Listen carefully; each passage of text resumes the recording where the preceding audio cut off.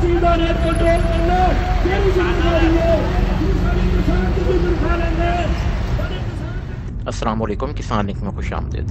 ایک ہفتہ پہلے میں یہاں پہ لاہور ملتان روڈ پہ گزر رہا تھا، تو وہاں پہ میں نے کسانوں کے احتجاج دیکھا. تو یقین کیجیے بہت خوشی ہوئی کہ ہمارا کسان بھی اس قابل ہوا کہ وہ اپنی آواز بلند کرنے کے لیے. اس سے 2 ہفتہ پہلے میں جو جے کے شوگر مل ہے وہاڑی چک 84 وہاں پہ گزر رہا تھا، جو پہلے پنجاب شوگر مل ہوا کرتی تھی. تو مجھے کوئی 10 کلومیٹر لمبی لائن نظر آئی. دیکھ کے بہت دکھ ہوا کہ کسان اپنی جو فصل ہے اس کو بیچنے کے لیے 2 ہفتے سڑکوں کے اوپر سوتے ہیں. اپنا ٹریکٹر اور ٹرالی بھی کسی اور کام نہیں لگا سکتے ہیں. گندم کی کاشت کا ٹائم ہے تھا تو وہ بھی اپنی جو ٹریکٹر ہے وہ یوز نہیں کر سکتے ہیں. تو اور اس کے بعد جو شوگر مل ہے وہ اپنی مرضی سے کٹوتی لگا رہی ہوتی ہے، پھر پیمنٹ بھی نہیں دے رہی ہوتی ہے. تو یہ کب تک ہمارا استحصال ہوتا رہے گا؟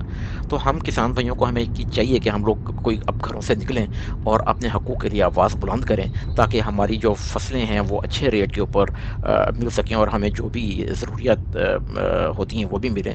ویڈیو دیکھنے کے لیے شکریہ. اللہ حافظ.